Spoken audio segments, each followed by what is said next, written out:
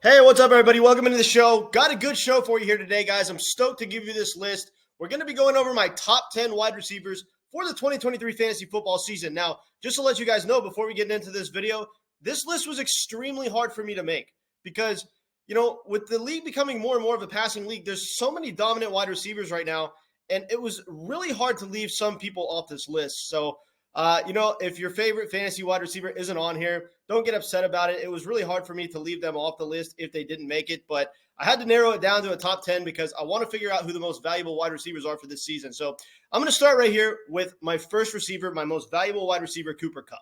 Now, I do not understand how these ranking platforms have him so low. Pretty much any ranking platform that you look at, they have him somewhere between top 5 overall and top 12 overall. And it doesn't make sense to me that this guy isn't just a consensus 101. I mean, we saw in his last year and a half of dominance before he went down with an injury last season.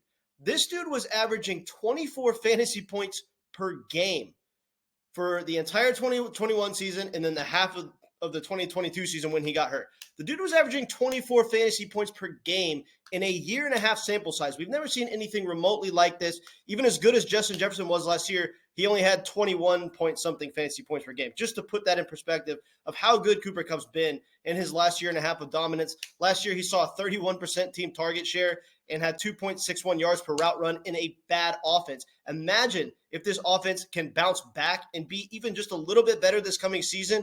Cooper Kupp was absolutely dominant for fantasy and was averaging the most fantasy points per game at the wide receiver position in a terrible offense. Imagine if this offense is better this coming season. And the Rams are a team that will make adjustments. They're not going to sit around. They had a bad season last year. They're going to make some adjustments and come out and inevitably be a better offense. A big part of this is Van Jefferson coming back. They're going to have their field stretching wide receiver to start the season instead of him being injured and on the bench. So that's really going to help the overall efficiency of the offense. And I think that Kupp and Stafford are going to be 100% to start the year. So I don't see any way in the world that I would take any receiver over Cooper Kupp. This dude should be the consensus 101 overall pick, and he's definitely my number one wide receiver going into this season. Next player on my list is going to be Justin Jefferson. Now, this is a guy who, since coming into the league, has not had a season of less than 1,400 receiving yards. That's absolutely mind-blowing. He led the league in red zone targets last year with 28, so not only is he getting peppered with a ridiculous amount of targets, he's getting targeted heavily in the red zone.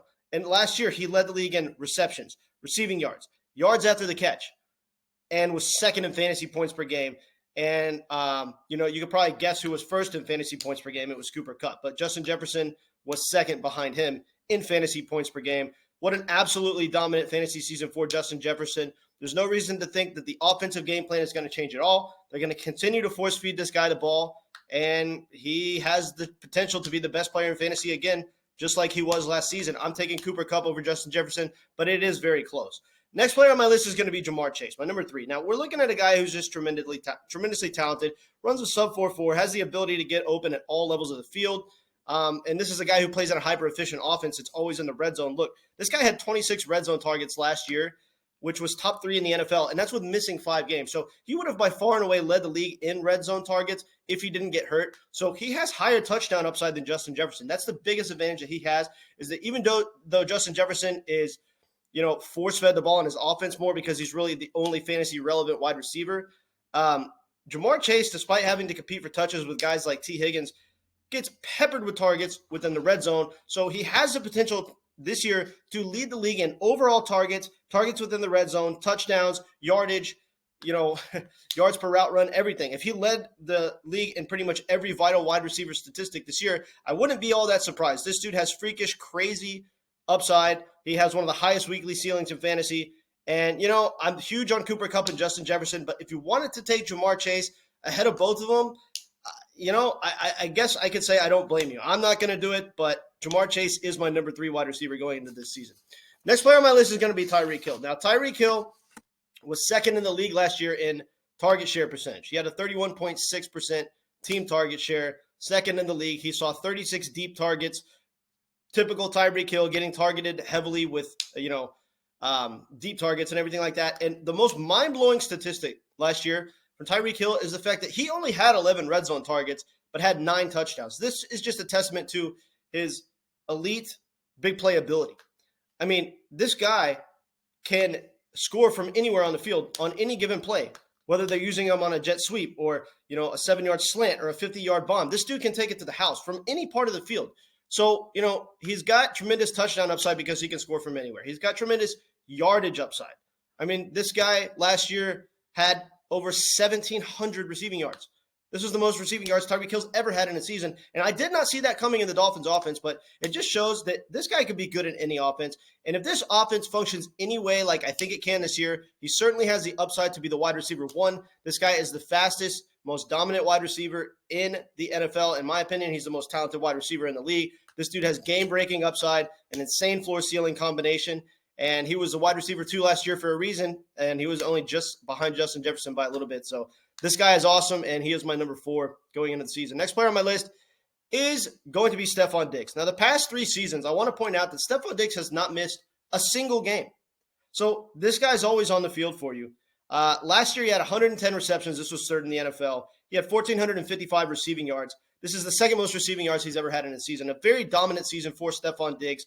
The offense should still continue to run through Steffon Diggs. And if you look at his stat line for last season, we can go down, and he had an insane floor-ceiling combination all throughout the year. And then for whatever reason, in the last 3 weeks of the fantasy regular season, he just put up totally just terrible wide receiver numbers. So if it weren't for those flukish bad games that he had late in the year, this dude could have competed for the wide receiver 1 spot.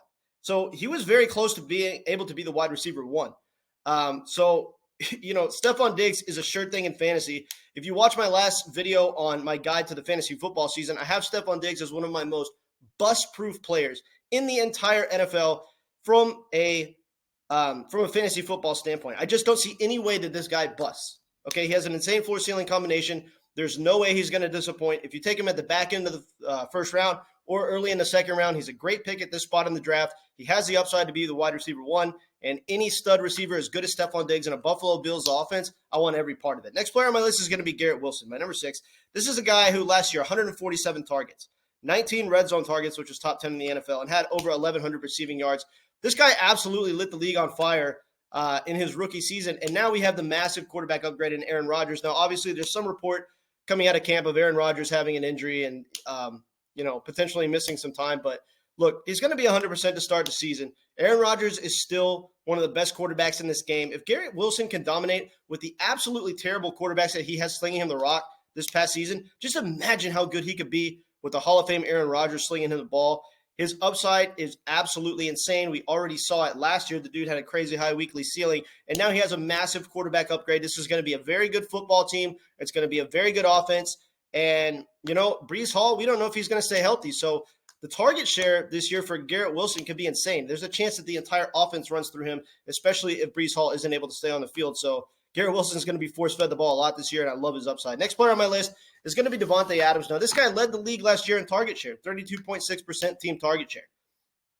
Insane target share for Devante Adams, like he always gets. This dude always gets a 30+% team target share wherever he goes. It's absolutely amazing. He had 180 targets last year, second in the NFL, 33 deep targets, which was second in the NFL.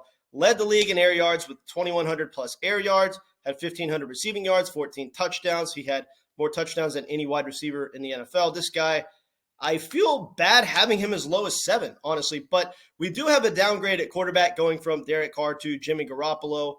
The offense as a whole might not be as good. That being said, Devante Adams is a safe bet for fantasy always. He's another player that's borderline bust-proof. I mean, the dude is going to be very good no matter what situation he's in. He's one of the most talented, if not the most talented wide receivers in the NFL.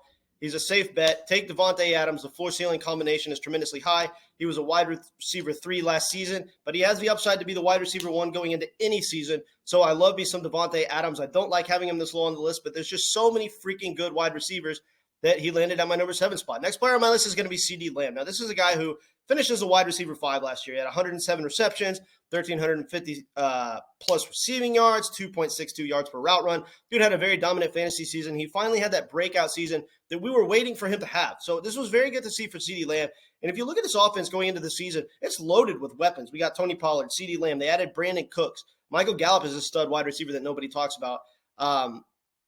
So this is an offense that can put up a ton of points. And people just they don't understand how good this offense is for fantasy because they play at a ridiculous pace. If you look at every single season, the Cowboys are tops in the league as far as pace of play, which is going to allow players to run just to be involved in more plays. Right? If you have an offense that's high in pace of play, well, that's more fantasy opportunities for all the skill players in the offense. So Ceedee Lamb is going to be targeted heavily. He's going to be one of the most targeted wide receivers in the league and an offense that runs at a very fast pace and has the chance to be a top 5 offense in the NFL as far as overall points scored. So I love the situation for Ceedee Lamb. Another guy that I kind of want to have higher on this list, but I just can't because there's so many good wide receivers, but he's my number 8. Next player on my list is going to be Amon-Ra St. Brown. Now, this is a guy last year, 1,100 plus receiving yards, 106 receptions, 2.57 yards per route run. The dude was very, very good, and he's been very good ever since breaking out late in the season in 2021. So Amon-Ra St. Brown, he's a guy who has tremendously high fantasy upside. The entire offense is going to run through Amon-Ra St. Brown. Now, obviously, they got Jahmyr Gibbs. They're going to use him as a weapon too, but that's just going to help the overall efficiency of the offense. We've got 2 good running backs in the backfield in Jahmyr Gibbs and David Montgomery. We know that this is an offense that has a very high weekly ceiling. We saw it last year. If anybody remembers that shootout game against the Seattle Seahawks where there was like a combined 90 points scored, the Lions are going to have games like this year where they are just in an absolute shootout because the defense is they're going to give up some points, right? And the offense has the ability to score points like crazy. So there are probably going to be more shootout games involving the Detroit Lions than there are, with like almost any other team in the NFL this year, meaning high point total games, meaning lots of slinging the rock. And that's very good for Amon-Ra St. Brown. He has tremendously high upside because of this and because of the fact that, he's just going to be the number 1 guy in the offense. They're going to be featuring him. And Amon-Ra St. Brown should explode this year. So he's a top 10 wide receiver for me. Final player on my list is going to be Chris Olave. Now, this is a guy last year who had a 40.8% air yard share on the team. He was darn near approaching 50% of the air yards for the offense. This is absolutely insane. He had 1,000 plus receiving yards. He had a 26.7% team target share. This is a very good target share for a rookie. Okay. And so you look at the target share, the 26.7% team target share. And, this was his rookie season. If a player has a good yards per route run efficiency and good overall numbers, we always see a bump in target share. We know that his target share is going to go up this following season. It's inevitable. Michael Thomas is going to be injured in week 2 and be out for the season. We all know that. The only receiver in this offense is Chris Olave. They're going to be force-feeding him the ball. He could line up in the slot. He could line up outside. He's dominant at all levels of the field. He could be the safety valve for Derek Carr and the deep threat on the team. This dude is going to score more than 4 touchdowns this year, I can absolutely assure you. Inevitable positive touchdown regression for Chris Olave. And I wouldn't be surprised if he had 1,500 receiving yards in this offense. He now has a better quarterback to sling him the ball in Derek Carr. So the upside for Chris Olave this year is absolutely ridiculous. And his ADP is kind of starting to skyrocket. But I have him just inside my top 10 here. He was my top 10 wide receiver for this season. All right, guys, I appreciate you tuning into the video. I hope this video helped. It was very hard for me to make this list because there's just so many good wide receivers now, but I wanted to narrow it down into a top 10 and put them in order so we could kind of figure out how we're valuing these wide receivers going forward. All right, guys, appreciate it. Catch you later.